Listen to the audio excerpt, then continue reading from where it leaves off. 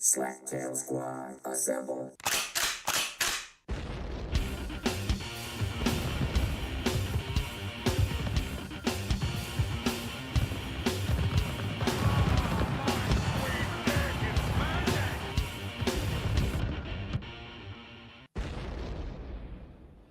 If you're listening to this, you remember the great Slaptail Nation, my nation. And who am I? I'm the Beef Man, master of the universe, creator of all things great and small, and Lord High Commander of the great Slaptail Nation Army. And with me today, here, not so live in the Beaver Den, but all the way in Fresno, California. The monotone with the microphone, the trailer park monster, the godfather of Thin Mints and proponent for child labor, the Dark Lord of Browntown himself. I give you J.D. Hutchins of the Slaptail Squad. Finally, the prodigal son has returned. He has returned. He has returneth. Excellent. So good to see you, J.D. Good to see you live and in color. Thank you. I'm brown. That's what he meant. Brown color. That's exactly Tis what I of the Brown Nation. Thank you. Thank you very much. Also with us today, all the way from not that far down the road. Actually, don't know where you are, Ricker. East side of the state. Don't speak until you're spoken to. I thought It's I a was. rhetorical question. Actually, it wasn't. It was just a comment. All the way from the east side of the state of Michigan, near the thumb. If you know, you know. My good buddy, all the way from back in the day when he had hair and I had more hair. Truth. What are you trying to do there, JD? Yeah, the thumb. He's near the thumb. He said east side of the state. That doesn't necessarily mean the thumb. Maybe he's by the metatarsal phalangeal joint. Yes? Detroit. No, maybe the web. He's near the web. Oh, he's in the D. He's in the D. You could have just said you were in the D. Yeah, I know where you'd have gone with that. My good buddy, the Ricker. Welcome, Ricker. Welcome. Hello. How's things? Wonderful. Wonderful. How was driving in the snow today? It was the same as always, crappy. Crappy. Ask me how driving in the snow was. How was driving in the snow out in Fresno? I have no idea. Your snow is different. Yours is cocaine. That's right. Cocaine-ish. So you drive with the snow in you instead of driving in the snow. Snow blind, sir.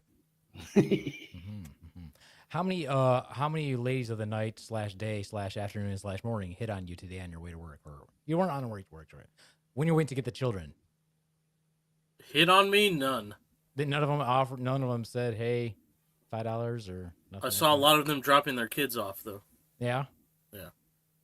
You gotta be proud of mom. You gotta be proud of mom getting out there working hard. Working hard. Gotta provide. You got to. You absolutely have to. Gotta have a future for your children. Matter of fact, I'm wearing my Motel Drive shirt right now.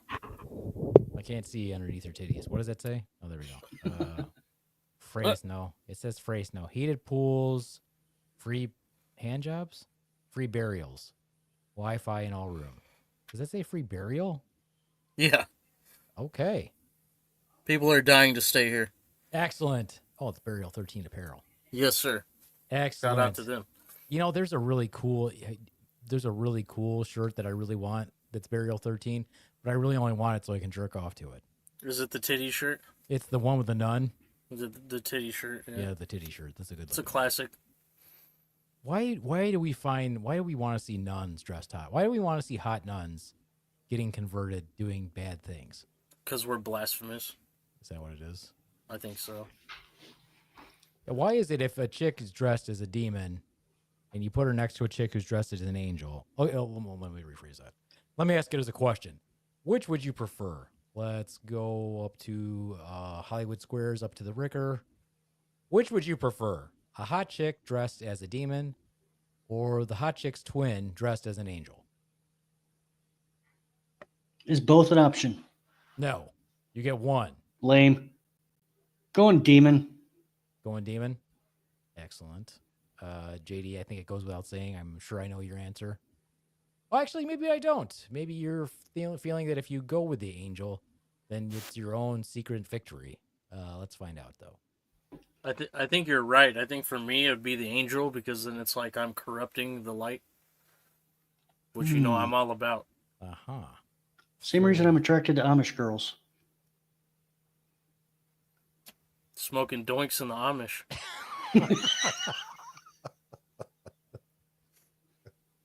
I gotta go with the demon. I think that was obvious because I like the dark girls. I don't like girls who pretend to be dark that aren't. Same. Use my hand. I feel like there was a bait and switch for me with the Swan because she used to wear dark eyeliner, so I was like, oh, maybe she's gothy. She is not. Too late to get your money back now. Can't get her to wear a corset. You know, You thought you were getting a goth and you got Sporty Spice. I did. I got Damn. Sporty Spice, who's good at every sport known to man and better than everyone at it except for ball sports. And makes you to run on purpose. Yeah. No, absolutely not. I thought it would be fun to, since none of us here are trained in these ways of psychiatry, to talk about delusional disorders. Oh boy. Do you guys know what delusional disorders are? Do you know what delusions are? People living in their own world, Sure. not aware of the reality that surrounds them. Yeah. Delusions. Like, what's a good delusion for me?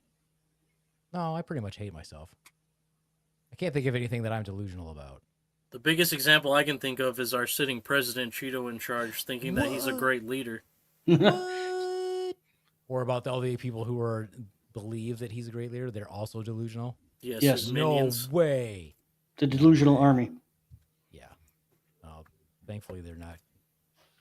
Thankfully, they're not. They want to be, but they can't be because they suck. I thought I would read you. So you guys know about shared delusional disorders? Like Folie à Deux, Yeah. only because of film and media. Never any real life examples. What about you, Ricker? Not a clue. Folie à deux?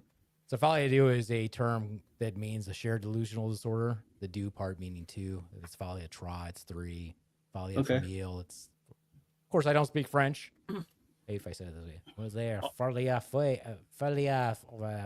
famille? It means that your entire family. I know Folie à more pet? about mass Folie à pet? hysteria events, Yeah, where they were like the dancing one. the dancing plague, Yeah, it was or cool. like It was cool. A lot of people danced to death. certain flaps of paranormal activity, since that's my realm of interest. And mass hysteria type panics, or like the Orson Welles thing where he read Yeah.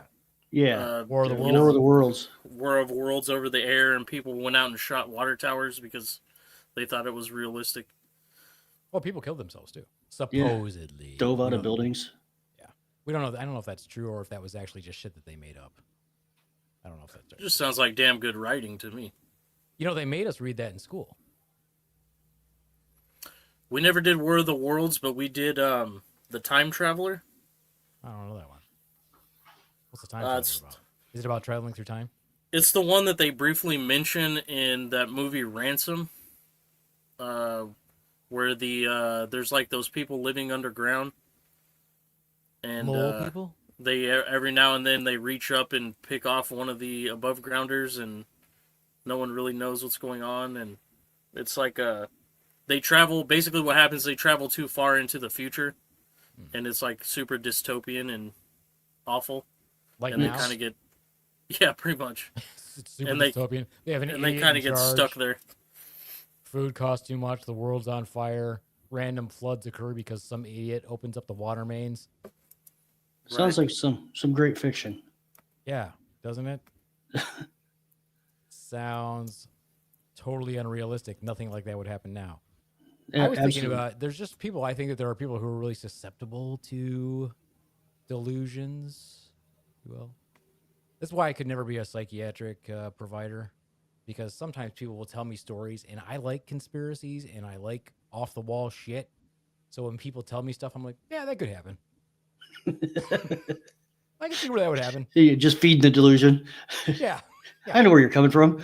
Been there. Seems reasonable. I had this person tell me once, they're like, they were like super paranoid. This was like 20 years ago. They're like, they were super paranoid. And I was like, well, why are you paranoid about? They're like, I'm pretty sure that the people above me are monitoring my every move. They're like observing me, they're watching me. They've probably got my, wiretaps on my phone, listening in my conversations. And so she was like scared to leave the house. And she tried to tell people, like try to tell the police and everything. Nobody believes her. Nobody buys it. So she's telling me about it. And she's like, I think it's the CIA or the FBI or some black ops organization. So she's telling me about it. And I'm like, hey, you should tell me more. I am now fascinated. So she's telling me all these things. And I'm like, well, what evidence do you have? What exactly is going on? Well, she basically just said that she kept seeing like the same things, same cars, same people. I'm like, well, they probably just live there, that sort of thing. Those are called neighbors. Yeah, they're called neighbors, exactly. But here's the thing. The greatest evil of all, neighbors. Here's the thing. She lived alone, but was hearing people upstairs. Oh, that's a problem. No, I'm just kidding. I made that up. Damn it. Damn it. And that's where the homeless Now guy I'm was. intrigued. Now that's where the homeless guy was. And so, of course, I'm like asking her all these questions. So I saw her more than once, and I was like, tell me more. And so after a while, I started to believe it. I'm like, oh, maybe she's right. What do I know? I was in the military. I think if you're in the military and you don't believe in like black ops, weird ass shit, what branch were you in that you don't think weird shit happens? Because weird shit does happen. I mean, there's weird things that people do, and there's weird operations that you do. So you're like, oh, okay, I get it. And so I was fully invested. I'm like, you know what? I believe this lady. I'm the only one who believes this lady. And later on, I come to find out she was being watched. Oh. Yeah. Why? I don't remember. But she was actually correct that it was either she was being watched or there were people that were like in her apartment building that were doing surveillance on like a site or something like that. So she was correct. There actually were people who were doing some sort of operation. I don't know if it was, I'm assuming it was like the cops that were like staking something out. I'd like to see her Google search history. I don't think she was searching Google Mugs. She was like, it was like in her 60s, late 60s. And this was a while back, so almost 20 years ago, probably. Maybe she's a Project MK Ultra could be survivor that they were keeping tabs on. Yeah, she was making her own little bombs out of wood. Could be. I feel like she had like I feel like she was talking to me about aluminum foil too. Like she had an aluminum foil hat. I'm probably making a lot of this shit up in my head now. So you say aluminum foil, my mind automatically jumps to Ron's. Yeah, you think so? Yeah, in his basement. Plastering foil on the windows. Stinking up the place. Yeah, I can see that. Just constantly farting it up. Ugh. Yeah. It's a dry environment. Eating Dinty Moore beef stew right out of the can. Doesn't even cook it. Plastic spoon. Pouring Knuflik sauce into his can. Exactly. Dumping Spam right out of the can. But he doesn't get the name brand Spam. He gets the generic Spam and it just goes when it falls out of the can. Yeah. The gelatinous homunculus that is Spam. Mm-hmm. And he's just sitting there in a dirty robe with no shirt on and wearing like a thong. And just the mental picture is 100% believable. It just rubs the gel on his nipples. And every time he hears my name on the internet, he says, "Do I know you?" No, every time, yeah. Or he's like, "When's Woody coming back?" He did 2 shows, 2 episodes. My God. Yeah, it's not like I was there all the time. He just liked the way I ragged on him. Anyway, I think I'm very susceptible. I like a good story. I do. Another one was like this person was telling me about. This was a long time ago too. I was working and a patient came up to me and they're like, "Hey, can I ask you a question?" I was like, "Of course." Do you think it's possible to have sex with a ghost? And I was like, "How are they looking? I mean, what do they look like? I mean, is this a good looking ghost? Is this an ugly ghost?" I'm like, "I'm not about to hump an ugly ghost." I was like, but no, I was like, I kept it cool. I was like, tell me more. I think I've been having sex with a ghost. I'm like, okay, what proof do you have? I mean, because if you're just straight up orgasming, good for you. Lucky. If you're walking down the hallway and you keep feeling something getting jammed in your asshole, probably not great. Not so lucky. That's lucky. If someone's pushing a turd, back in, that's not Eek. great. But if you're like straight up gushing all the time, not bad. Not bad. I'm like, but can you actually see this person? No. Okay. Well, I mean, but then of course my mind is like, well, was it enjoyable? Do you enjoy it? If so, then what's the harm? Do you consent to this ghost? That's what's important. Did you initiate it? That's what's important. And if you did, how does one do that? Right. And I'm asking for a friend. And if you do, if they're dead, is that cheating? Because I feel like If they don't it's not. if they don't appear in physical form, it can't be, right? That's what I'm saying. That's what I'm asking. I don't know. I think if the classic line of American cinema, known as Scary Movie, taught us anything, it's that fucking ghosts is definitely possible. Because that's where your reference point comes from. Some people use scientific journals. Some people use the Bible. We're going to go with quotations from a not even blockbuster movie. But I feel like that's a one of those news stories that pops up like every couple of years in like The Sun or like on Daily Motion, like, oh, man falls in love with ghost, or It's true. women visited by ghosts nightly, or one of those types of deals. I do believe I had a ghost's baby once. I named it Casper. Nice. He's You know, very friendly. The tabloids aren't as spicy as they used to be when I was a kid growing up in the 90s, because now most of the shit they put in there is like actually plausible because we live in the wacko clown universe. So it's like not as quite as fun as it used to be when it's like definitely not. The stories aren't half-ass real. Yeah, they're just not fun. Yeah, in the 80s and 90s, I forgot I had groceries while I stood in line. It was so awesome. Right. Remember Bat Boy? Oh, Bat Boy. And I had Bat Boy's child. Bad Boy made the cover quite a few times. Yeah. Bad Boy had a whole series, I believe. I think there's Bat Boy porn. That's a classic photo, though. Yeah. The little baby with the Cool peaked ears. up elf ears. Yeah. Yep, we all pictured the same thing when you said it. Oh yeah. You can still find that they still have a website still. I can't remember which magazine he was always in. And they still have goofy stories on there. Was it the Inquirer? No, it was oh god, what was it? Hold on.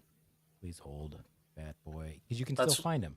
That's one of my favorite moments from the Men in Black movies, is when they go to the tabloids to search up what cases they're going to pursue. Yeah, Right. Hot sheets. Got the hot sheets. I feel like if there is a Men in Black in reality out there, it's like something similar.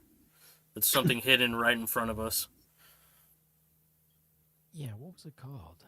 Oh, Weekly World News. Yes. Weekly World News. It's still a thing. I might have to subscribe, you guys. It's still goofy as fuck. It still exists. Yeah. Is it in digital form now, like most publications? I don't know if you can get it in paper, but if you can. Free subscription, y'all. Weekly, it's a newsletter now. Weekly World Newsletter. Nice. I might have to do it. Because yeah, you go to the grocery store and be like, hey, let's find something funny to talk about. And there's nothing. It's all just lame shit. You gotta have something funny. Or it's shit that just happened. Like, yeah, who cares? That actually happened. Yeah, we want stuff that's not believable but possible. That's what I want.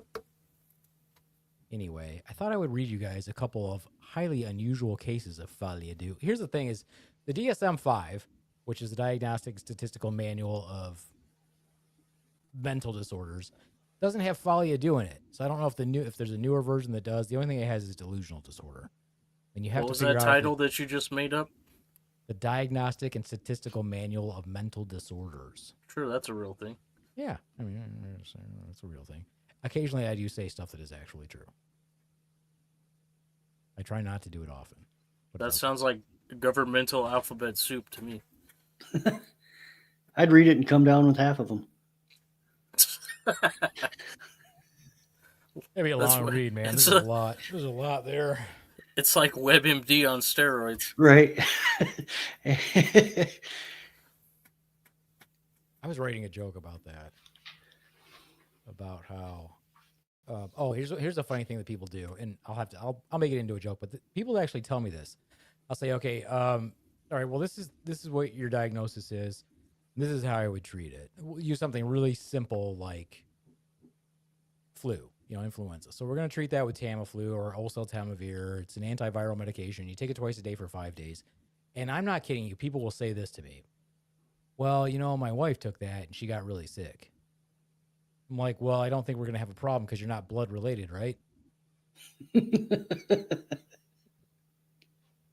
I'm like, seriously, the reaction that your wife had probably won't happen to you because you don't share genetic code, right? Or do you? Because if you do, I was it's a about whole to other ask. problem. Especially if she took it and didn't have the flu. Yeah. Because that's where I thought you were going with that originally. No. Right. Well, people do that too. Yeah, people do that too. My wife took my medicine and she got really sick. Yeah. I'm like, yeah. Oh, you know what really? Speaking of which, what used to happen when back in the era was really funny, is occasionally you would get old people that would come in and they'd be like really weak and like almost passing out. You couldn't figure out what was wrong with them. You're like, what the fuck is wrong with this person? And then you'd find out that they were like making whoopee with their significant other, and their significant other had a nitro patch, and it would transfer. And it would like drop their blood pressure and make them feel like shit because they didn't need nitro. And you find like a nitro patch on me. Oh shit. Or like a catapress patch or something like that. You're like, God, patches are dangerous. Or fentanyl patch, whatever. Like, Man. it just sticks right on me. Like, you always have to be careful with these patches, people. Yeah, my dad had a morphine patch and mowed the lawn and almost died. Yeah. He had died happy. Yeah. He said as soon as he started sweating, he got stoned out of his.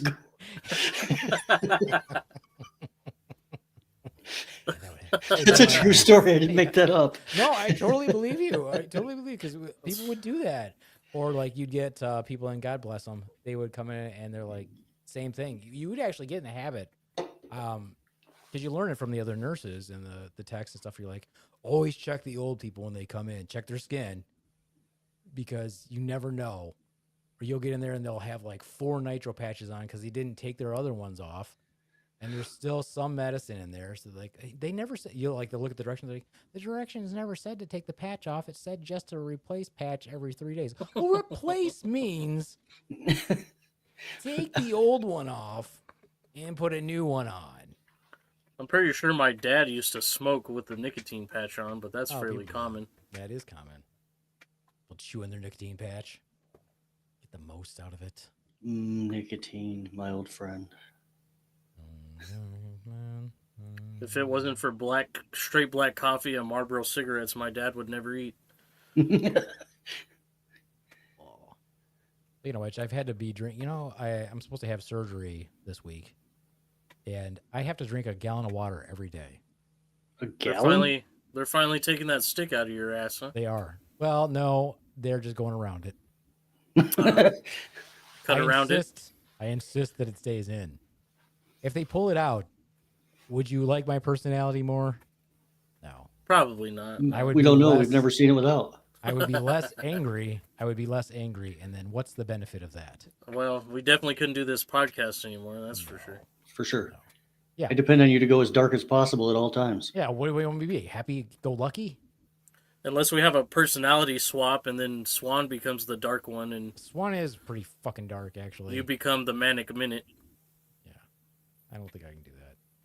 Speaking of which, we have a Manic Minute actually recorded just for you, yes. JD. Sweet. We could actually do that now, and then we could get to the rest of the. I could read you some examples of folie à deux, folie à trois. Folie à pet is cute. Folie à pet? Folie à pet. Yeah. As in 5? Like. No, that would be ped. Oh. Or pent. Pent? What is folie à pet? Like with your pet. Oh, I see. It's like a shared delusional disorder with your dog. Pet is not a French word. It's the word. I fear I struggle with this. You're going to struggle with it? Okay. Because it's French? You guys struggle because as he's No, strange? Is that because the me and my point? dog share delusions, and I don't want you to make fun of me. Well, well, good. Then we'll get to that. That's material then. All right. Well, then let's do Swan's Manic Minute. Let's hear it. Okay. So here is the part of the show where we all get a taste of Swan's psychosis. I give you Swan's Manic Minute. One of the most insanely idiotic things I have ever heard. At no point in your rambling, incoherent response will you even consider the rest of the thought. Everyone in this room is now done for having listened to me. There will be no point, and may God have mercy on your soul. Yoga pants. I don't really know about yoga pants. I like yoga pants. I wear the yoga pants. Sometimes I like them. I wear them as pajamas, but sometimes people shouldn't wear yoga pants. I don't like yoga pants when they're see-through. That's not really good. I don't know why they make them where they're so stretched out or see-through, but their material sucks because they made with cheap stuff. But anyway, I like yoga pants. I like the slippery kind because they feel good and they're comfy and they're stretchy and they shouldn't be closed. They're not closed. Don't wear them as clothes. You should wear something that covers your butt if you're wearing yoga pants because I don't know. I don't like to see everybody's butt, but apparently that's what like people like to wear about them. And you should probably wear not flip-flops when you wear yoga pants. Don't wear flip-flops when yoga pants. They don't go together very well because I don't like that. You should wear shoes. You could wear boots with the fur. You should wear tennis shoes. You can wear anything but flip-flops. No flip-flops and yoga pants. They don't go together at all because they're ugly. I don't like to see people's toes. Apparently, I don't like to see people's toes either. So I like the cropped yoga pants. Those are nice. I like the yoga pants that have pockets in them that you can put your cell phone in. That's nice. I do not like yoga pants that have buttons. That's not good. Zippers, not good on yoga pants. They always are in what? Okay. Totally insane. I feel like she should have said, I do not like them, Sam. I am. I feel like we should do a yoga pants count. I bet it was well over 60. Well, that's kind of the point. It is manic. If she doesn't say it several times, there'd be something seriously wrong. He gave me straight anxiety, so that's cool. Yeah, that's gonna. Yeah, imagine living with that. She just wakes up in the morning. I hate cereal. You know why I hate cereal? Because sometimes it's soggy. If you leave it too long, it gets soggy. If you don't leave it too long, it's too hard. And I don't like it if it's too hard, and I definitely don't like it if it's too wet. Yeah, that's what it's like. And everybody's like, why are you such an asshole? Well, because there's never any silence in my home. I'm gonna shoot you another topic that I was thinking about that I want to hear Swan's take on too. Oh, good. Well, but I'm not gonna expose it this time. Yes, don't spoil it and tell her what it is. I will say, I have to agree with her on the flip flop thing. I hate seeing people's feet and toes. Yeah, 100%. If you're not at the beach or at the pool, there's no need for flip flops. I definitely don't want to see men's feet whatsoever. Absolutely. There are some women who I do not mind seeing their feet. That's okay too, but I'd rather just do without it. Got it. Word to your mother. Preach. Let me read you some cute little folia do's, if I may. Shared delusional disorders. Actually, some of them are kind of creepy as fuck. We'll start with the cute one. This one is folia do with a pet. For those of you just joining us, folia do is a shared delusional disorder. In other words, somebody's freaking cuckoo for Cocoa Puffs, and they have passed that on to somebody else, and they share that delusion between them. This one's cute, which I think is ridiculous. It's clearly not folia do with a pet, but I'll let you be the judge of that. Volume 149 of the American Journal of Psychiatry recounts a case of folia do shared between an 83-year-old widow and her pet dog, Scarfy. That's really not his name, but I thought it was cute. Scarfy. The woman had come to the conclusion that her upstairs neighbor was moving furniture around to deliberately annoy her. This progressed to believing that he was trying to force her to flee her home. She believed that he was attacking her and her pet with violet rays, so she made the dog an air raid shelter under the kitchen table. And whenever there was a noise coming from above, the dog would run and hide in its spot. Now, whether this was actual folia do or whether the dog was just doing what its owner wanted is questionable. But whatever the dog's real motivation was, it was participating in the delusion. I think that's just a dog being a good dog. Here's my question. What year was this, and did she live downstairs at Parkview Apartments in Fresno, California? Because that sounds like something that we would have done as an upstairs neighbor while I was in high school. Oh, did you have an 83-year-old downstairs neighbor? It seems like that's all we had. Oh, okay. That's a guarantee in Fresno, California. I didn't know they lived that long in Fresno. In Fresno. Apparently they do. Well, that's fucked up. You just fucked with your 83-year-old neighbor all the time. Oh, we fucked with everyone. It didn't matter what your age was. I still think this is just being a pet. The pet is not... Well, okay. You can't say that because pets respond to what we do. Like, if you're anxious... Like, I say this about Sammy, right? If you're upset, Sammy comes over and hangs out with you. If you're happy, Sammy comes over and hangs out with you. If you're scared, Sammy comes over and hangs out with you. If you have food, obviously she's going to come hang out with you. That's just being a pet. And so if she originally told the dog to go underneath the table or into the shelter, it's going to do that anyway because dogs are people pleasers. Right. That's what I was going to say. They're eager to please. So what have you done to your dog then, Ricker, that is making that dog delusional or anxious? Nothing. He lies. He's like, I have done nothing to said dog. What'd you hear? I do not even have a dog. This is pure speculation on your part. I have no dogs. There is no dog. I mean, I have a dog that has anxiety already. I do add to it. Yeah, I would imagine so. Poor dog. Because he has 15,000 names and he doesn't know which one to answer to. Why is that? I have no idea. What do you mean? Whose fault is that? It's mine. Why don't you just call your dog one name? I take the anxious riddled dog named Bruno and call him Brunolito Moquito Burrito Bochito Smith. One. Oh, now you're judging me. Yeah, that's cultural appropriation, motherfucker. He's brown. You can call your dog some. He's probably name like that. He's probably browner than you are, Beef Man. That's a bullshit lie right there. He's grayer. And his last name's Smith, so it's not racist. Oh.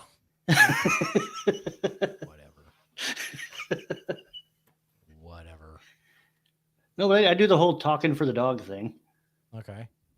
And I believe they understand every damn thing I'm saying. Yeah, I think so. We do that. We do that where we'll answer questions as Sammy. Right.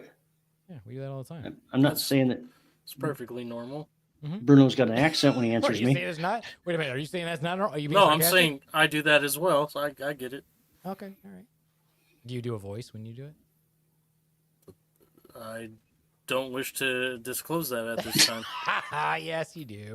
Bruno sounds like Tommy Chong. That's fucked up. That's what your dog sounds like? You stole my pot, man. Okay. His name's Ralph, man. Dave's not here, man. Dave's not here, man. Okay. I mean, if moving on to we're gonna make this incrementally worse, I think, for the as we always do. Yeah, let's do that. So that one was kind of cute. Let's do another one that's not so bad. Not so bad. Let's see here.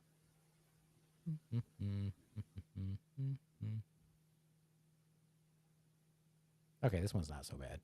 This one is a Fallée à Trois. 3 sisters from South Carolina. Go figure. Sometimes Fallée à deux, trois, or famille is used as a legal defense to help diminish the capacity of the defense in the eyes of the court. In the case of 3 biological sisters from South Carolina, the diagnosis of Fallée à trois led to successful insanity defenses in their respective trials for various criminal wrongdoings. The lives of 3 sisters became increasingly enmeshed as adults, even though they led ordinary, respectable lives before spending all their time with only each other. They became increasingly concerned that their mother, who also suffered from mental illness, was going to hurt the 3 children of one of the sisters. They also became preoccupied with religion. Oh, there you go. The sisters stopped sleeping and became convinced that God was communicating with them. When the husband of one put a stop to them living in the same house, the women felt compelled to put on pajamas, take the 3 children, and drive to a house that they believed God had given them so they could live together. They forced their way in, attacking the residents of the house and the attending police officers. The sisters were charged with multiple offenses, put in a cell together. There, they took off all their clothes, refused to clean themselves, shat in their own palms, rubbed them on their faces, in the walls. No, they didn't do that. I mean, they might have. And performed religious rituals. They attacked anyone who came through the door of the cell. It took 2 hours for 15 officers to quiet the 3 sisters and cuff them. None of the sisters had a previous criminal record. They are no longer allowed to live near each other or visit without supervision. Shared delusion. So let's start with the lack of sleep and go from there. If they're Lack of refusing to sleep, you're going to have delusions. This Yeah. is true. Maybe they all had UTI at the same time. That'll make it crazy. And Wait. tick bites on the taint. Wait, let's do a test. Saw it on House once. Beefman, Yeah, longest you went without sleep, Beefman? I think 4 days. 4 days. Yeah, about 4 days. Do you start seeing things in your peripheral vision at that point? And hearing sounds that aren't there? You definitely get very giggly and goofy. Especially if you haven't eaten also, or you've barely eaten that whole time. But yeah, you don't really seem to know what's going on too much. It's just like you're walking through fog always. Was this in combat or out?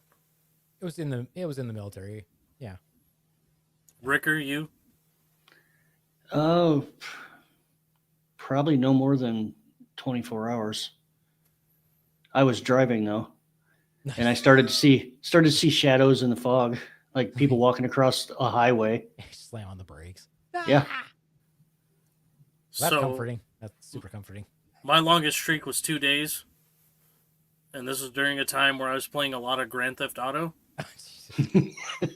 And I was seeing characters from the game in, like, real life as I was driving around. So, yeah, that was fun. It would have been really funny if the characters in the game that you were playing would be talking to you. They're like, JD, why don't you do something with your life? Get off the couch and stop playing Grand Theft Auto. Get some sleep, you fucking moron. Yeah, that would have probably helped, but Yeah. nah. I just saw him. And then I was He kept really, jumping on. really convinced by the end of those 2 days that I could probably steal a car and get away with it, but Yeah. I'm He glad kept we jumping out of didn't, his car and beating up women, thinking they were Yeah, hookers. It's like, That's right. If Grand Theft Auto taught me anything, it's always get your money back. Right. I will say this, when you can't, I wouldn't say we were up 4 straight days, but your naps are like really quick and you get really good at napping when someone tells you to sleep. Like you could have somebody literally say, "B man, go to sleep for 10 minutes, man. I got you." And you would fall asleep for 10 minutes and they'd wake you up 10 minutes later. And you just do that. Like, cause you could just fall asleep on command. You're like, okay, because you don't know when you're going to sleep again. You just immediately go to sleep. I'm pretty good at falling asleep on command, too, thanks to my thyroid issues.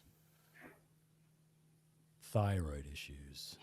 His thyroid. I'm good at not sleeping. I'm great at sleeping. I'm just not good at feeling rested after I've slept. I think that's why most people in the military, at least the combat branches, I think all have sleep disorders.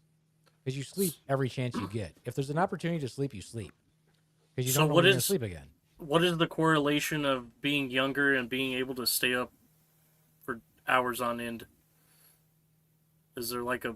Somebody told you had to? Well, no, I'm just saying have in to. general, like, I remember, Hey, like, Sarge, going... I really need to get my 8 hours. That's not how this works.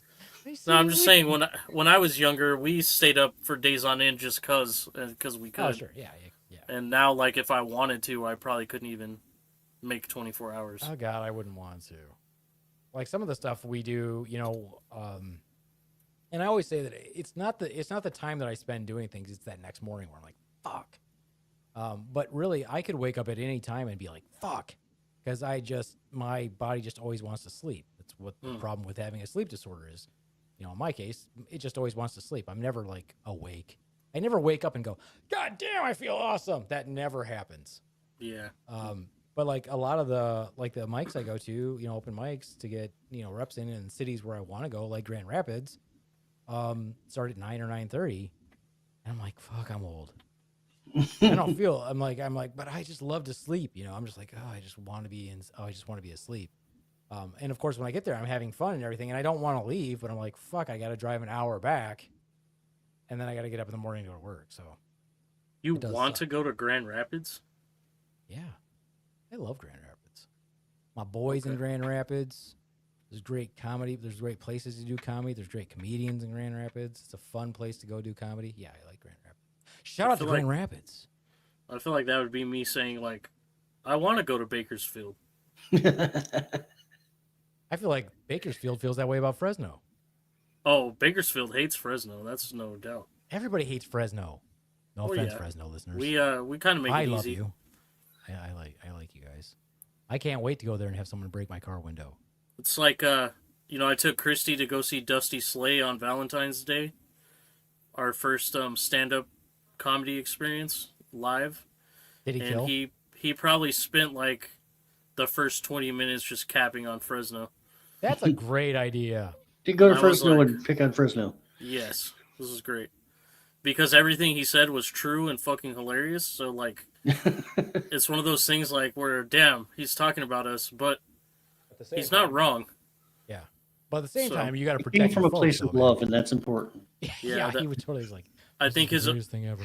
his opener, he came in and was like, "Oh yeah, we came in early this morning." He's we thought we had a sold out show. And he just started looking around like, "There's people sleeping out front," and then he realized like, "Oh, those are just homeless individuals camping out." He's like, "We're gonna probably remove them with a broom later." I feel like And his then, delivery was probably better. Oh yeah, I'm not good at retelling jokes, but JD's not a comedian. Cut him some slack, people. Can Stop you being tell? so critical. can Stop you being so tell? critical. Oh, that was me being critical. I'm sorry. And then his other joke was like, "Yeah, you're at least your homeless here are nice." He's like, "I had a guy come up to me, had both his hands on his belt with no shirt on, and said, 'Would you like me to kick your ass?'" And he's I thought it was nice that he gave me the offer and asked. I think our homeless are pretty nice in Kalamazoo. I've chatted with them. Like we were out trying to find a friend of ours that was missing, and so me and my friend Joe were like, we went all over Kalamazoo talking to homeless people trying to find the guy, and they were all very helpful. Nobody asked me for money. There was only one guy that was not helpful, and was like talking to me while he was eating and like spittling food. I mean, I was about to jack him in the fucking face, and I was like, no, calm down. But other than that, everybody was super helpful.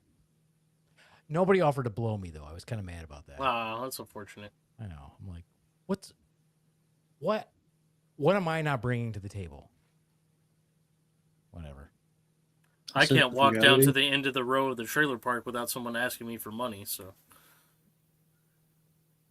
Yeah. but you know how that goes. Yeah, for sure. Next one. I'm gonna get darker now. Let us move on to the darkness. These are some ones you probably have heard of, JD. I'm pretty sure I've heard of this one. Nathan Leopold and Richard Loeb. Those Hmm. names actually sound familiar. Yeah, they do. In 1924, America was horrified by the foul duo of Nathan Leopold and Richard Loeb, two heartless teenage boys. Leopold and Loeb were lovers. Oh, that sounds romantic. With Loeb Not being 1924, it wasn't. exactly. With Loeb being dominant personality of the pair. In fact, his dominance over Leopold, who came to share Loeb's delusional way of thinking, led to what is known as folie imposée, in which a dominant person's delusions are taken on by his submissive partner. That sounds like every serial killer duo that's ever existed. Right. I mean, you gotta have the guy who's like, hey Spike. Right. Yeah. I mean, that's your sidekick. Every George needs his Lenny, right? Yeah, exactly. Oh, poor Lenny. Anyway, Leopold was a genius with an IQ higher than that of Einstein. As an academic prodigy, an all-around unpleasant person, and an outsider who thought that he was superior to others, Leopold believed that his inherent qualities exempted him from social rules that governed all other people. Oh, sounds like Elon Musk. Oh wait, is that are those the two guys that Pinky and the Brain is based off of? Yeah, right. It could be. I'm pretty sure. Fine. It pretty- sounds right. I'm pretty sure I read a thing one time that was like the dark history between these WB characters, and it was something similar to like. Oh, Pinky the dope. Brain. Is that true? Is that real? I'm pretty sure. I'm gonna have to look that up if that's true. Yeah. Hey, Loeb, what we gonna do today? Same thing we do every day, Brain. Leopold. Same thing we do every day, Leopold. Try to take over the world. Try to butt fuck somebody with a 2x4. And there we go. And Loeb was also a brilliant scholar and the youngest person of his time to have, of course, attained a degree at the University of Michigan. Always happens in Michigan. Whatever Leopold lacked in attractiveness, grace, and popularity, he found in his new love, Loeb. They had a secret relationship because, homosexuality was frowned upon at the time. The pair became obsessed with reading detective fiction, I see no problem with that, and true crime. And they embarked on their own crime spree together under Loeb's instructions. They set fires and broke into buildings, playing a game that committed them to have sex after each crime. Then they lured 14-year-old Bobby Franks to their rented car and bludgeoned and suffocated the terrified boy to death. Leopold and Loeb staged a fake kidnapping of the child and tried to cover their tracks, but soon their perfect crime was solved, and they were in court, smiling and laughing and performing like celebrities at a red carpet event. Loeb was killed in prison, as of course he should have been. As he died, he was held in the arms of his lover and soulmate, Leopold. Oh, how romantic. So what you're saying is when that kid met those two, he was left breathless. There's my drum. Hold on, let's try it again. Yeah, what are you saying? So what you're saying is when that kid met those two, he was left breathless.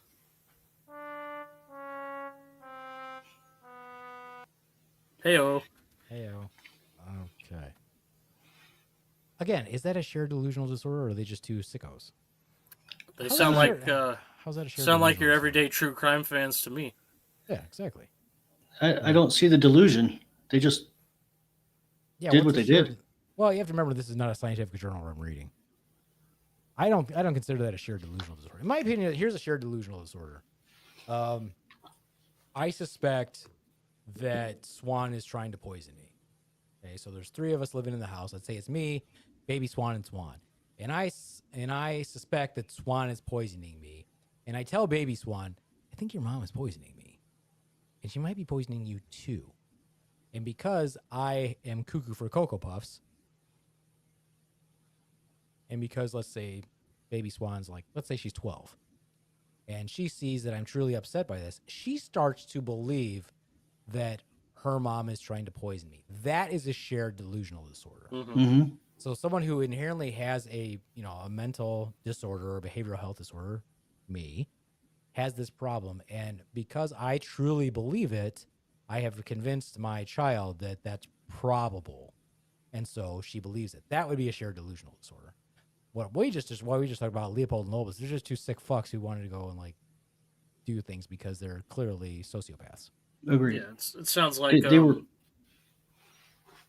I mean, you laid it out in the first part. Highly manipulative individual meets low intelligent individual, and it's not ever good. Well, actually, he was just slightly lower. They were both super intelligent. Oh, okay. Yeah. Must have missed that part. Yeah. It's just the one was like way super intelligent. You know what I mean? Mega mind. Yeah. Yeah, it wasn't a Pinky in the Brain situation. Ah, Getting darker. darker. Yes. This. Let the darkness surround Bring us. me some real delusion. Okay, here we go. This one might be a real delusion. This one, I think I heard about. Where's the one that I heard about? No, not that one. So would the in the case of the Gypsy Rose thing, would that be like a Folie à Deux type situation? And the Just- Gypsy Rose thing, that is a case of Munchausen syndrome by proxy, Right. and where Gypsy Rose is like, fuck you, I'm not putting up with this shit anymore, basically. But at one point, she did think she was actually sick, right? Because she was too young to realize, like, oh, you're probably full of shit. Yeah, in the beginning, she actually believed she had all this stuff going on. Yeah, well, that's because their mom probably also had Munchausen syndrome. So therefore, Munchausen syndrome by proxy is when you put it on somebody else, And then, yeah, if you convince them, then of course she's going to have Munchausen syndrome, where either, well, no, she's probably just going to be a, what do you call it? Hypochondriac? Hypochondriac. So in that instance, I don't think her mom had delusions. She wanted to be, that's the thing with Munchausen syndrome. They want to be sick, or they want the attention of medical people. They want attention of people who are, otherwise they wouldn't get the attention of them unless they had this problem. That's what they believe. So there's no actual delusion of disorder. They just want that. Correct. They make stuff up so that they can be seen by medical people and insert themselves into a medical community by going there, being seen all the time, etc. Blah blah blah. And then when they can't do it themselves, then they pass it off onto somebody else. And of course, when you're young and impressionable like that, of course that child would think that there's actually something wrong with them until they figure out, hey, there's nothing fucking wrong with me. This person's a psycho. Okay. But again, I'm not a psychologist or a psychiatrist. But that's how I perceive it. Totally different, because a delusional disorder is somebody actually has to have that delusion first. You know, you have to be delusional in some way. You have to believe something that is not probable. The other thing is well, it's not that it's not probable. It's more like it is possible, but it's not bloody likely. Does that make sense? In other words, it's not something so off the wall like, my roommate is Bigfoot, and every weekend he and I jump on a UFO and we go to Andromeda. You know, something that somebody could easily disprove by just watching you for a week and go, you never left. I saw you. And they're like, oh, I didn't. So that is a true delusion. Mm-hmm. That is not something that you would look with folie à deux. Folie à deux would be something that could be possible, as in something, so they would still be able to go about their normal life, and it doesn't seem to affect them in some crazy way like somebody who's schizophrenic does. Whereas somebody who's schizophrenic, when they're really having a tough time, you know they're having a tough time. Like if you're their provider, because they can even tell you too. Because you ask them, you're like, does it seem like you're seeing stuff that people aren't seeing? You're hearing voices, all these other things, and they can tell you. It's very obvious. Whereas these people might be able to, do their job, do all these other things, and have no problems. But they've got this crazy idea that is possible, but just not bloody likely. That's my take on it. Again, don't ever listen to anything I say. There are people watching. You should comment and say something about how cool we are. Anyway, moving on. Let's get darker. Let's get darker, shall we? Yes. Darkness. Okay, this one's good. Pauline Parker and Juliet Hume. I feel like I've heard of this one too. Pauline Parker and Juliet Hume, or Home, were 15-year-old schoolgirls from Christchurch, New Zealand. Passionately close, they were obsessed with each other. They lived out elaborate fantasies, and together they dreamed of becoming Hollywood actresses and novelists. You live in New Zealand. Why do you think you're going to go to Hollywood? Anyway, their parents became worried about their codependent relationship and wanted to separate them, especially after Pauline's psychiatrist told her parents that she was having a sexual relationship with Juliet. However, that claim has been denied by Juliet in more recent years. When the marriage of Juliet's parents disintegrated, the girls were set to be separated. Juliet was to leave New Zealand with her father. Both girls wanted Pauline to move with Juliet, but all the parents refused. In 1954, Pauline's mother, Honora, took the two girls to an outing, and the girls brutally murdered her. The legal plea of insanity did not hold up. After only a few years in prison, the women assumed different identities and both moved to the UK, although not together. The woman who was Juliet Hume became the successful crime author Anne Perry, while the former Pauline Parker became equestrian teacher Hilary Nathan. The 1994 movie Heavenly Creatures is based on the girls' relationship and the murder of Honora Reaper. Anne Perry has claimed that the movie is nothing more than fiction. She also suggested that she took part in the murder so that Pauline Parker would not kill herself if they were separated. I see no delusion. No delusion. No delusion. We say nay on delusion. I mean, Honora Reaper is a badass name, but she did. But she I did. don't see any delusion. Sounds like a band name. Black metal. Reaper? I don't even know her. It sounds strikingly similar to the that case, the Slender Man case, Yes. That one. The two teenage girls lured their friend out into the woods. But see, that one makes sense. That is a shared delusion. That is a shared delusion. Because if they believe Slender Man is real, there is a delusion there. Whereas these Yeah. other ones are like, oh, you're just a fucktard and you just killed that person for no reason. Those little girls absolutely believed in the Slender Man. That was, Mm-hmm. So that would be a true case of folly to do. yeah. And I mean, watching the story, they had me believing there was something. Right. Yeah, Well, they did a good job building that. If it's the same documentary I'm thinking of, the way they built it, Yeah. it was really enthralling. You believe in the Slender Man? No, I don't. But the way they build that documentary up and the types of videos and evidence they show, it really has you thinking like, oh, I could see how these girls, being a young impressionable age, bought that hook, line, and sinker because a lot of it was they made it look extremely realistic. Yeah. And the way it was presented by the people who created it, being a creepypasta, they never gave in to the fact that it was completely made up or fictional in any way. Right. So, is yeah. It actually made me research the whole ordeal, like the whole idea of Slender Man a little bit. It was the first time I'd ever heard of it. Mm-hmm.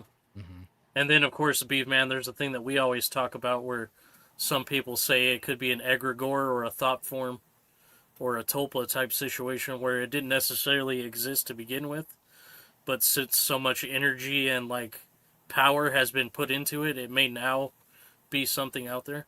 Right. So it's pretty interesting. Yeah. I feel like, though, I'd break that bastard. He's so easy.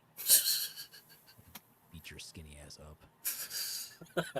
Don't fear no Slender Man. Bring it, bitch. I'll tell you one thing: the Slender Man case never made me look at morph suits the same way again. What's a morph suit?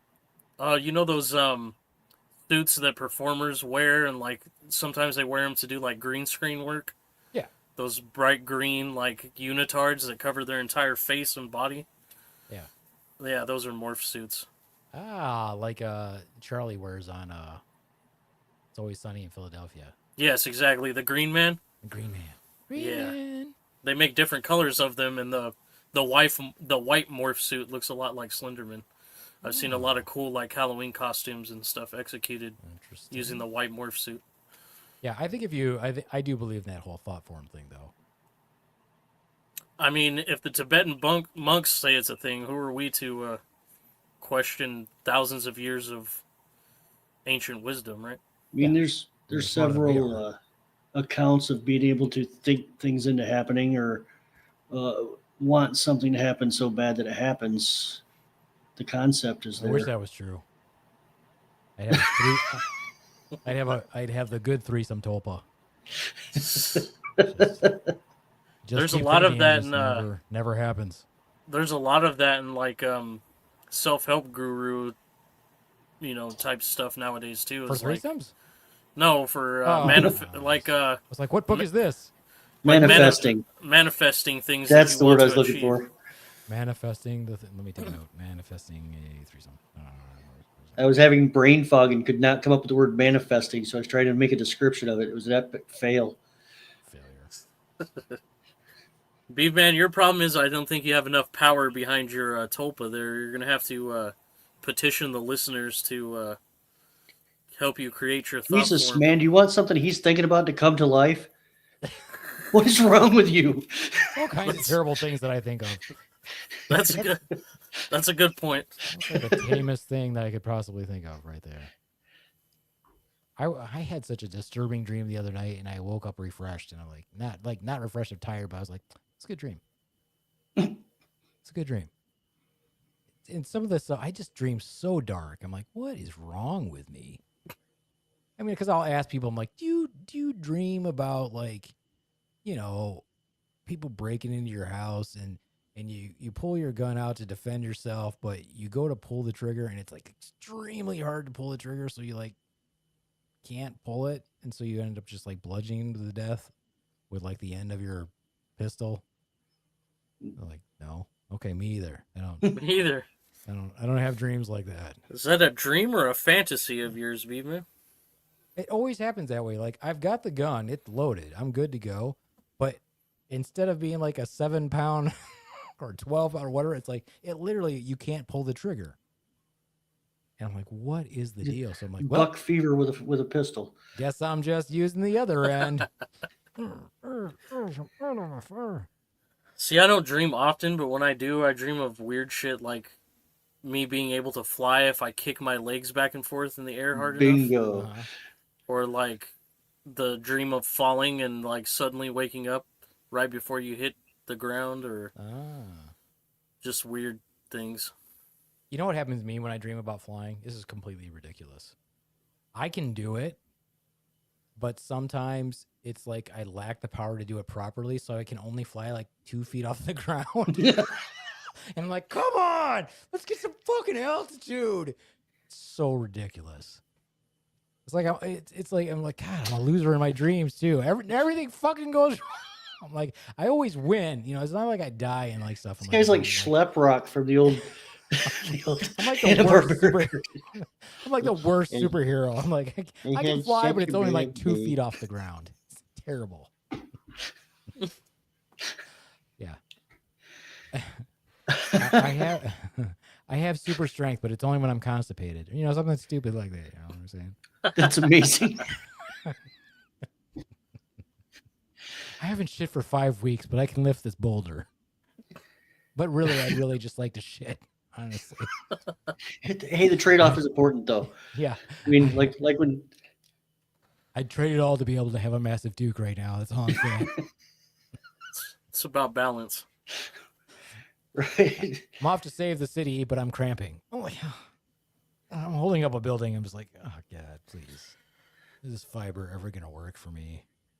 We need to invent this character. This would be amazing.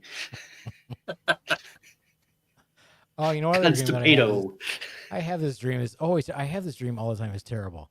Where you know how some urinals are they're just not designed properly, and you go to pee in them, and you still get splashback from them. Mm, You know how That some of them happens. they're just not built right. yeah, it's like they And did so- it on purpose. It is like so. I always have this. I have these dreams very frequently where I go to pee, and everybody's like peeing into the urinal from like 5 feet away because nobody wants to get splashed. So it's just like- but it makes it worse for everybody else because then there's just piss everywhere, and you're like, this is not helping. This is not a solution to the problem. You just reminded me of something that happened a couple days last Friday. Oh, jeez. We were on a job site and they had a urinal and it's freaking zero out. And I'm pissing in the urinal and I realized that the steam coming out is made of piss. And now I'm ducking. He's like, my own piss steam. puffing. Now I can't get it out of my head. I literally had a piss facial. Well, I do believe he's got the vapors.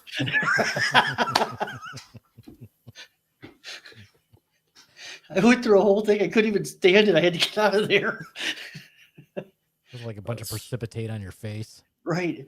Because What's, it's, What's your stance on piss troughs, Beef Man? Does it have ice or not? You tell me. Sure. I guess the trough. I think the trough might be better than urinal at times because they're usually like pretty deep. There's not a lot of splashback in a trough, but I have seen metal troughs, and those do not work well. no. I There's feel like that's definitely not splashback. sanitary at all. Definitely splashback on the metal trough. You ever seen those challenges like the Cubs games where the guys get super intoxicated and like dive through the piss trough? No. Yeah, that's a thing that happens, unfortunately. Yeah, I gotta pass on that one. I already dream about piss enough. I don't need to see it in my real life. It's not great. We have a piss trough at our baseball stadium, and I'm like, wasn't this built in like the 2000s? Like, isn't this old technology? Seemed like you would Like, have something new. Yeah. I understand It's a piss trough at Wrigley Field, I get, but Yeah. here, like, why? It's a social experiment to see who gets stage fright and who doesn't. There's cameras everywhere. So you can recreate hands around the world? Hands. Hey, you guys, let's cross streams like in Ghostbusters. You're not supposed to cross the streams. Let's see. What other dark one have we got left? That one was... You read that. Some of these ladies are creepy as fuck looking.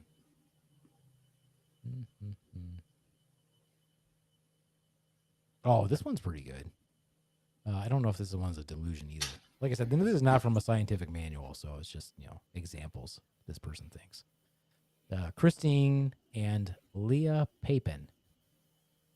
Christine and Leah Papin were French sisters who worked as housemaids in the home of Rene Lancelin, his wife, Leonie, and their adult daughter, Genevieve. Sounds like French. I know.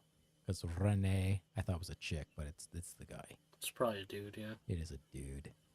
The Papin sisters were the product of a dysfunctional and abusive home.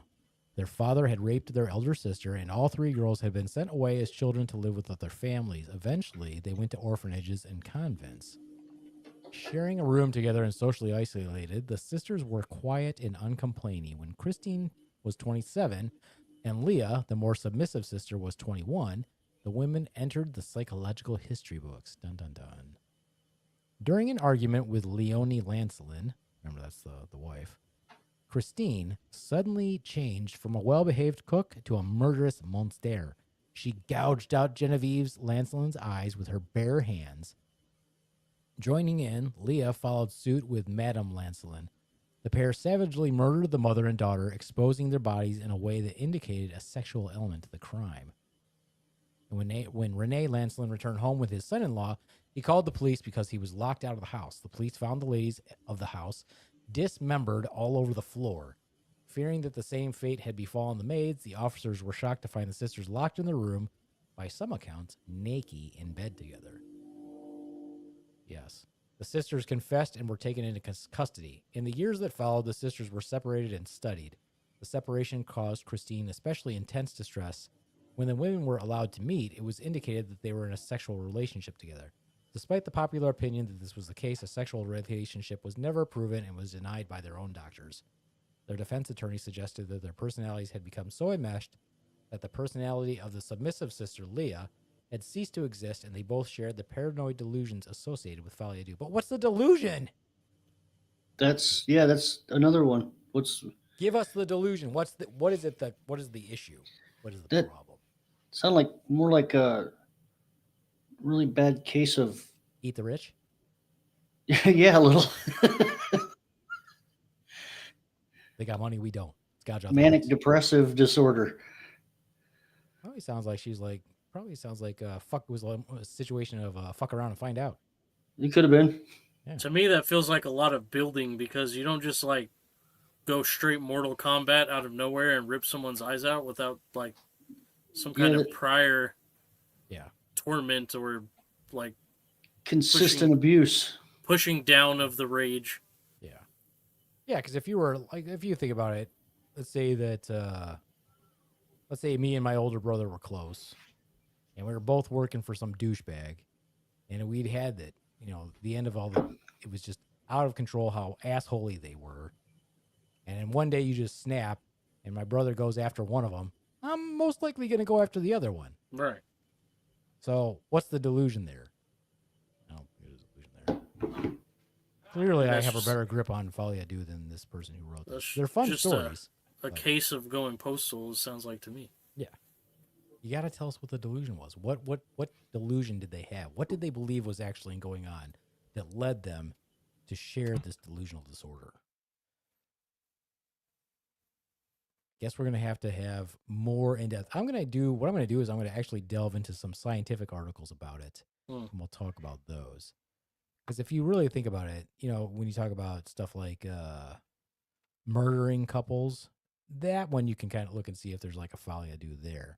But again, I don't think it's really a delusional disorder, because if you take something like Bonnie and Clyde, I wouldn't call that a shared delusional disorders. I just think they were two we're badasses and we're gonna do whatever the fuck we want. They were making money hand over fist in that case. I mean, that's what fueled them.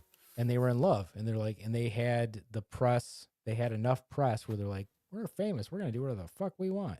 Right. And I mean, they also existed during a time where that type of activity was almost romanticized in a way. So that kept them going as well.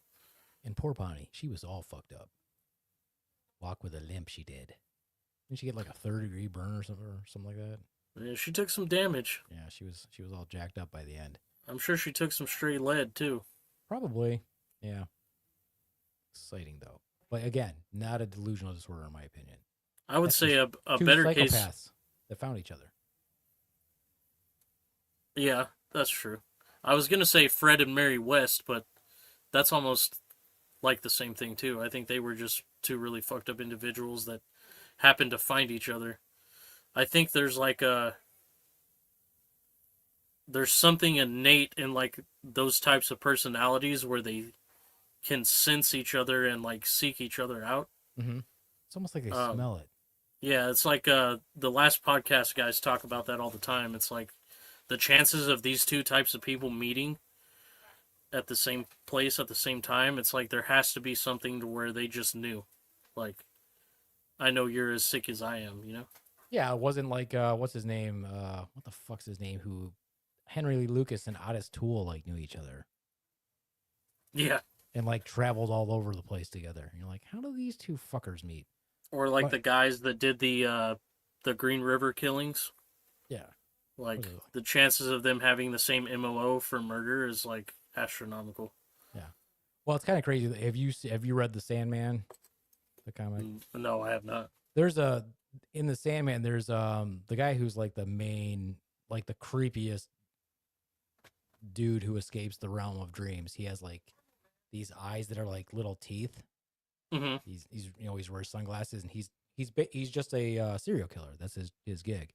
But they have like a serial killer convention, and only people who are serial killers know about it. And they go to this convention like every however often. Hmm. And I was like, what if there is something that fucking sick out there? I mean, look at the world we live in now. I mean, who knows? I wouldn't I mean, put it past possibility. That's how you network. They've got a LinkedIn profile. Right? They got some secret kind of LinkedIn profile. It's like they all meet on Wisdom. Have you used Wisdom at all? Not since I met you there, no. Yeah, I haven't used it for. I was like, every once in a while, I'm like, maybe I should pop on there and see if I can make any connections. I'm like, nah, can't. I don't even know if it's still going on.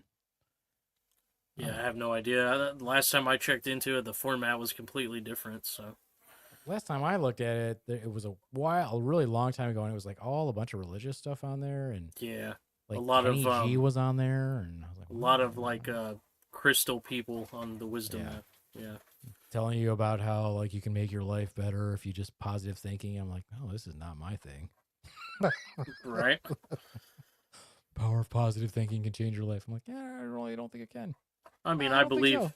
I believe in the powers of positive mental attitude, PMA, but not enough to go on there and preach about it to other people that probably have other more serious issues going on For shiz. and don't want to hear about, just think positive.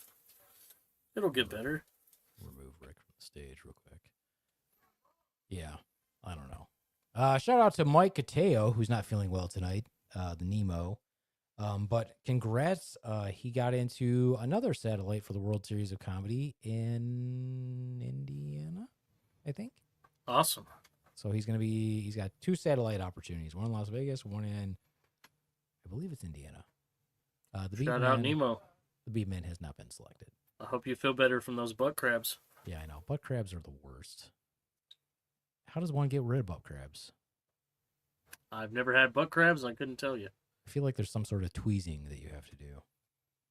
I feel like there's a lot of pinching going on. Yeah, there's a lot of pinching, and then to be their arch nemesis, you must also pinch them. You have to hike your ass up in the air, and someone that you trust with tweezers has to tweeze them off your booty hole. I wonder if there's a shampoo or something for that. I mean, there probably is, but the tweezers would be so much more satisfying. Right? Just Yeah. listening to them pop between your fingers. Exactly. Between the tweezing. And sometimes you can light them on fire and make them pop just like ticks. Nice. Nice. All right, then. Well, I think that we've had plenty of fun today. And I think I'm going to research folie à deux more because this person who did the folie à deux surely does not know what folie à deux is. I'm going to have to dig out actual scientific articles. I'm going to have to go to science. I was trying to play it cool with pop culture, but the pop culture did not even really tell us what kind of delusions were these people were experiencing. It let us down. Although I do kind of want to read about some of these sickos, though. I mean, overall interesting cases in themselves, but Yeah, for I sure. wouldn't necessarily classify them as what we're talking about. No. It's gonna have to be Follow You Do Part 2. See what I did there? See what I Part did there? 2. See what I did there? See what I did there? That's good. That's good. Thank you. I'm a professional podcaster. All right then. You got anything to promote? Of course not. You got anything to promote there, JD? Buy some Girl Scout cookies. Ah, yes, the Girl Scout cookies. I was not hit up for Girl Scout cookies this year. No one hit me up. I can rectify that. Okay. Excellent then. I will buy them to support the cause.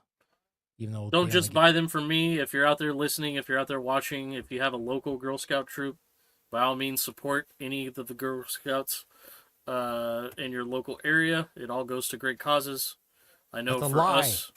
for us specifically, it goes to providing experiences to some of the girls that come from less fortunate backgrounds to give them experiences they otherwise wouldn't get. So I know, the Girl Scouts as a whole is a great organization, and support them at any turn that you can. Lies. They only get 15 cents for every box of cookies. Lies. They have the same deal from 1910. Terrible. They need to negotiate a better deal. Look, Girl Scouts, negotiate a better deal. The You should be views and getting it. opinions expressed on this podcast by the Beef Man Are the views and opinions held by all because it is his nation. There you go. and they absolutely reflect the views and opinions of this network. Exactly. My motherfucking network. Let's see. What do I have to promote? Let's see. We got shows coming, but this will be coming out after that show. So next show that we have is going to be at the Dormouse Theater on Friday, February 28th. Show starts at 8:30. Doors open at 8. It is a fuck winner showcase comedy show. Yeah. They would not let me put fuck on the flyer. They're like, Lame. oh, let's make it the winner sucks showcase. And I said, let's make it the fuck winner showcase. My original idea was fuck the police. And they said no. I was like, well. it's been NWA done with kind of us. already did that. Yeah, but I feel like I would have got a lot of people for that one. Or it was going to be like no police allowed comedy show. That probably would have also. Where's that coming from? Good question. Apparently, there's something excitable going on out there. Oh, that's at yours, JD? Yeah, that's my house. That was your house. You're like, fuck yeah! I thought it was gonna be really cool. I thought somebody was fucking in the room next to the Ricker. Occasionally, I hear that. That's just It sounds would of be the the first time. Occasionally, I hear that when I'm at a hotel and I'm like, "Go on, get it, go on, get it." And my wife's like, "Shut up!" I'm like, "Doesn't it make you horny?" She's like, "Fuck no, that's gross." I'm like, "Okay, it doesn't make me horny either." It totally doesn't make me either. I don't like. I'm not a deviant, honest. I don't like to hear other people having sex. It's Right? gross. Not me. It's not appropriate. And it's also No, not appropriate for me to applaud. I think what you're hearing there is just the natural sounds of the ambience of the trailer park there. Ah, I see. All right, tell him to put the dick down. Put the dick down. All right, that's a reference to our good buddy Dev. She took it serious. She put the dick down. All right. I'll just send you guys that clip. It's funny. All right. Well, that's it for me then. I'd like to thank everybody for hanging out with us. This podcast will be out on Sunday. So if you join us for the stream, thanks for joining us for the stream. We don't have any regular time for doing that because that's how we do it. Like, we don't schedule stuff because we cool. I mean, all right. Adios, mooch fuckos. One of you two goes next. Rick, you would go next, and then JD would close it out. Is how it goes. See you later. Lame. Sorry, I had a situation and it kind of threw me for a loop. That's fair. All right, listeners. This is a situation there. This is the trailer park monster himself, JD Hutchins. And remember, the only real monsters in this world are human.